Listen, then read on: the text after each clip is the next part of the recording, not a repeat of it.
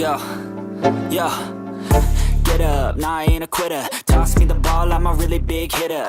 Big picture, I'm a straight killer. Rising the song to the highest bidder. Got juice, got gas, I'ma move fast. New shoes, new tracks, like who's that? I'm new, come back, better than last. Yeah, it's a new me, never gonna look back. Never gonna look back. Cause damn, I was built to last. You move slow and I move fast. And that's facts.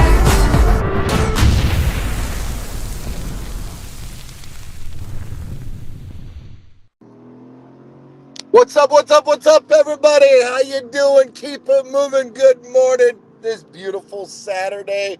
Nice, crisp air. We got a little break in the heat, man, but there's a lot of heat, a lot of action that we got to talk about today because I know a lot of my friends and family are headed up to Bears training camp, and that's what all the buzz is about. That is what all the buzz is about. Bears training camp and what's going on with that.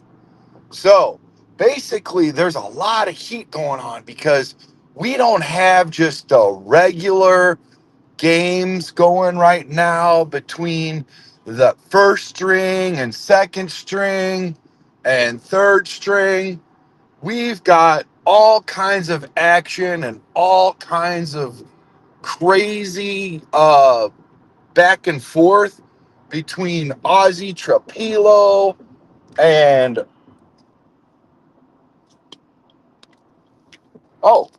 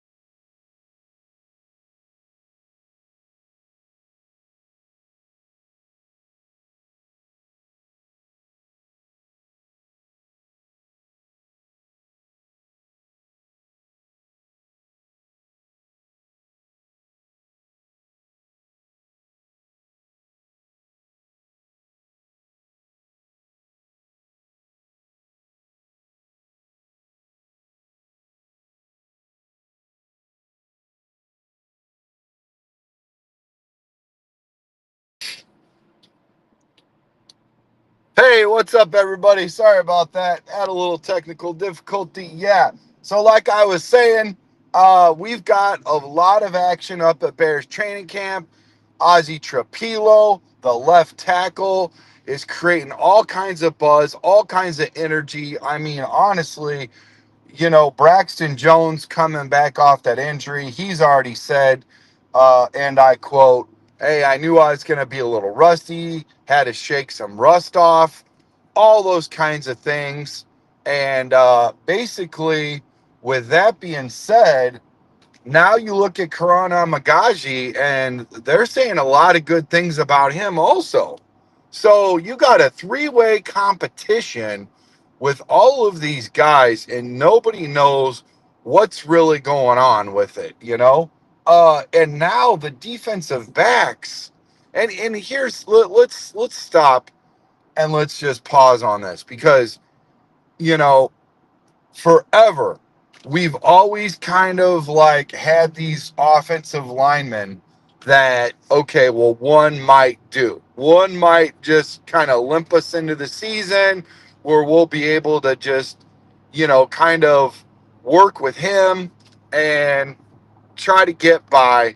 But obviously, with the insane amount of sacks that went against Caleb and the awful offensive run game last year, they said, you know what, we got to do something. So now look, we've got Kiran Amegadjie, Ozzy Trapilo, and Braxton Jones. And listen, if I think it's going to go to Ozzy Trapilo. I mean, the dude is 6'7", 6'8". He's a cheat code, folks.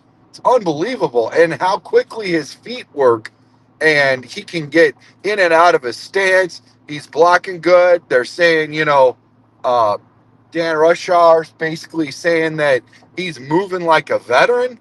I mean, That's pretty huge, man. I don't know. I feel like we got a Joe Alt on us, on our hands, because I was a little disappointed that we lost, that we lost Joe Alt in the draft. I really wanted us to get a guy like him, and I didn't quite understand how we went about it. I mean, it didn't make a whole lot of sense to me. Why we didn't just go into the offensive line. But now that everything is worked out, Caleb so far doesn't appear to have PTSD from being sacked like 70, 100 times. And now we've got, all these complementary pieces. I think maybe financially, this works out better because you're looking at these contracts for receivers and they're kind of like astronomical.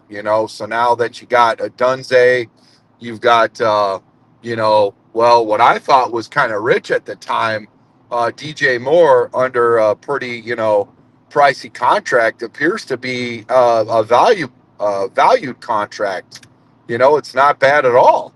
So, and now you got Luther Burden in the building, and then you've got multiple tight ends. I mean, all these skilled positions that cost a lot of money. Maybe he's the mad scientist in Ryan Poles that, the whole time, basically, we didn't know what he was doing, but maybe he knew what he was doing. I don't know. But I still think you're playing Russian roulette with Caleb and 68 sacks or whatever. Now, you could say, and rightfully so, he holds on to the ball too damn long. He's got to get rid of that ball. And he still does. They still got to get rid of that ball. And maybe that's something that they can work on a little bit more. And maybe that's something that's just who he is. I mean, let's just face it. You are who you are, man. You can't run away from your DNA. You can work on that. And maybe he does. Maybe he fixes it. Or maybe this is just something that, we can't, we'll never get changed. So, anyways, but it does look better. He is cleaning up. They're working on his footwork and his drop back, all that good stuff. Arm angle, position angle, how he moves in and out and processes information. Um, and protection is vital. Protection is key. And all that kind of good stuff. So I'm glad that we got the offensive line taken care of. Interior line, Joe Thuney, as you can see, best guard in the NFL. I I am asking anybody to challenge that. I mean, if he's not number one on your list, he's definitely number two. So yeah, I'm not worried about it. I think we've got a great offensive line here. It's going to only get better. And it all starts at the top with Dan Rushhour. Now, we had Fred Evans is at Pro Football Hall of Fame right now, Canton, Ohio, for the weekend for us. And he's over there with Joe Thornton or Jim Thornton, Robocop, former Bears tight end. He's up there with Tony and Jake. Shout out to our crew, bringing all the latest coverage and everything, all the pictures and all the stories and interviews and whatnot. They're doing a great job. But Fred said, and I asked him, I says, how important is this offensive line coach and all these positional coaches? He goes, well, let's try not to beat ourselves up about it and try to make it bigger than it is. He says, you remember when you were in grade school? How important was that teacher to you? And I said, very important. He goes, well, you're just now learning the NFL. Yeah, you've already been to preschool, you've already been to kindergarten, you've already been to first grade, but each teacher, each grade matters. And even though we're not reinventing the wheel, we're still learning about it. And it's a forever learning process. So it's very important to have those positional coaches.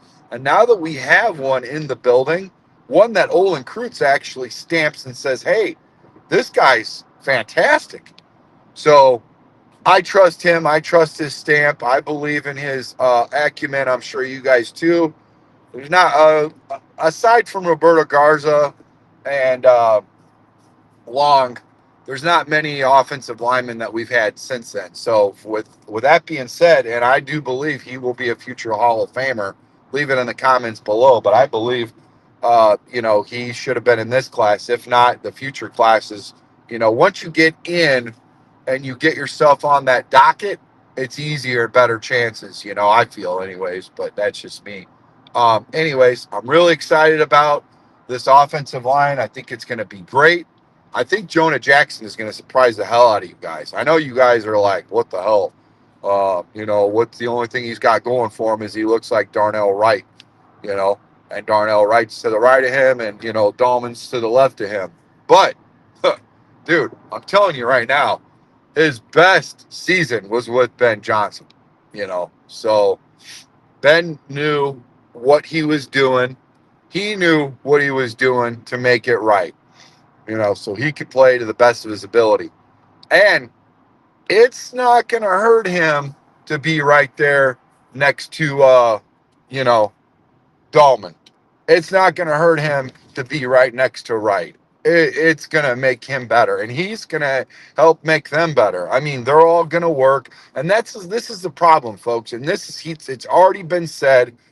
It's already been said right now that basically Ben Johnson knows that we've got to get a string together several, repetitions leading to retention of that offensive line gelling and cohesing together before the season starts. So, I mean, it's already past August. We're getting into preseason here. So now we've got about 5 weeks or so before regular season.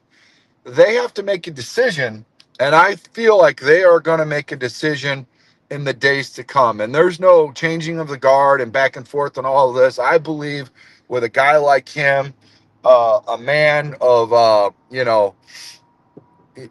he's conviction. He's going to make that decision and stand on it. Now, if somebody starts messing up, he'll quickly. You've already seen that. You've already seen that with Luther Burden and several of the other guys. Pull the whole first team, including Caleb, and say, listen, you're going to sit, And like DJ Moore said, it's going to feel like it's been forever since you get back in, and you don't want that feeling, Guy starts taking your reps. Now it's getting into your time, starting or not, and eventually money, because at the end of the year, the bottom line is, yeah, they do it for the love of game. They do it for football. They do it for the Bears. They do it for their family, and they do it for money. And everybody's got to eat. There's some people are eating, caviar, and some people are eating cans of tuna. So we'll see what these guys end up eating out of. But I really feel like we've got a good offensive line, one of the best, if not the best, since. Oh man, well it's hard. I don't want to say and jinx us, but I mean, how far back do we go? How far back do we go to where we look at and say, listen, this could be one of the best offensive linemen that the Bears have had in history. Think about that. Wow, that would be great. From worst to uh, top five, top three. I don't know. Leave it in the comments below. Love you guys. Wish I could read your comments, but I'm on the road right now. So, anyways, yeah, Pat the designer started this, and I've done it a few times myself. I think we've all done something like this, but he did like the Chronicles, the Driving Chronicles, and I don't know. Chronicle sounds a little too old for me, so we'll work on it. Plus, we need our own name, but I love the idea, so I've started doing it. Makes sense, You're on the road, you're driving, and you got some time to talk to you guys, and yeah, chop it up. But now the defensive side of things, wow. Talk about like, okay, we were all coming in hot. He made an idiot decision, kind of changed the whole landscape of last season. Like we downward spiral after, the Hail Mary fail or fail Mary. And that was a bum deal, man. That sucked. That was awful. Uh, you know, But now Al Harris comes in and then automatically sends him to a camp to pull his head out of his tail, and says, "Hey, go to camp and tighten up, pal." Now he's got all these guys gunning for him, and this is it Webster? Help me out in the comments, So I, I'll be able to read them in a second. I'm getting ready to pull over and park, but yeah. So there's a couple guys right now that are gunning for his position. And that's good because, swapping in and out at any point, any time, honestly, with the way that they are, Dennis Allen and Ben Johnson, basically at any point, any time, they could call your number and say, "Hey, get out on the field." There's no more put your feet up on the seat, grab your peanuts and grab your popcorn, drink Gatorade, and watch your teammates, or any of that stuff, because they're on their phones. Because Ben Johnson, day one, part of the whole culture change was, hey, no more phones, pals. Okay, TikTok on your own time, pally wallies. Um, and so, yeah, I head on a swivel. You never know what position you're going to play. You can play multiple positions. You could be out at safety. You could be out at DB. So be ready, because we're going to throw you in there. So I like this, because even an injury, if guy goes down, guess what? Now we've got guys that are ready because they've been training and ready to start all season long. So I like it. I do think Tyrique will probably get the start. I do like that 6'4" deal, and it might be a situation where you start a guy and then you feel like a guy that's shorter with more range, more speed, or something like that could potentially knock that guy out a game, and be number two for that day, and swap him back, big body receiver, short, all that kind of stuff. It's kind of cool how we've got this team to where we could just pick guys in and out and move them in and out, and help us with positional, matchups, best matchup, what I'm trying to say. So anyways, yeah, I'm excited about it. Training camp's going to be buzz. I know I talked to Hall of Fame fan Terrence Young, my buddy. Shout out to him and his wife, beautiful wife, Karen. uh, Love those guys. They are going to be at training camp today. A lot of people, from what I hear, are going to be out there. It's going to be exciting. There'll be a buzz in the air. It's not going to be too hot, so fans are going to be able to enjoy it a lot more. It's going to be lit. Let me know if you're there. Let me know at your Pro Football Hall of Fame. If you are, come check our crew out, man. Come say hi to us. Give us a hug and a kiss. We love to see you guys for sure. Make sure you guys hit that like and subscribe button. Share this. Leave a good review. We appreciate your review.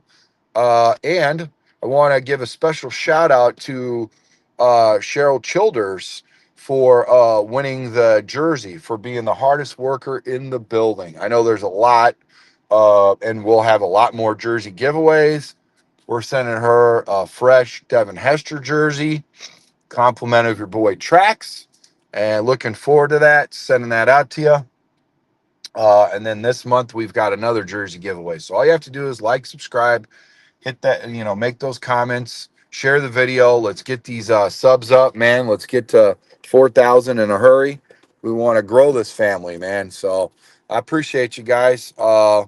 Yeah, let's see what the comments say. Let's see what you guys got. What's up, Darius? How you doing, buddy? Love you, man. If I'd have known you were up this early, I would have asked you to hop on. You're probably already at the what do you call it? The airport right now, flying planes.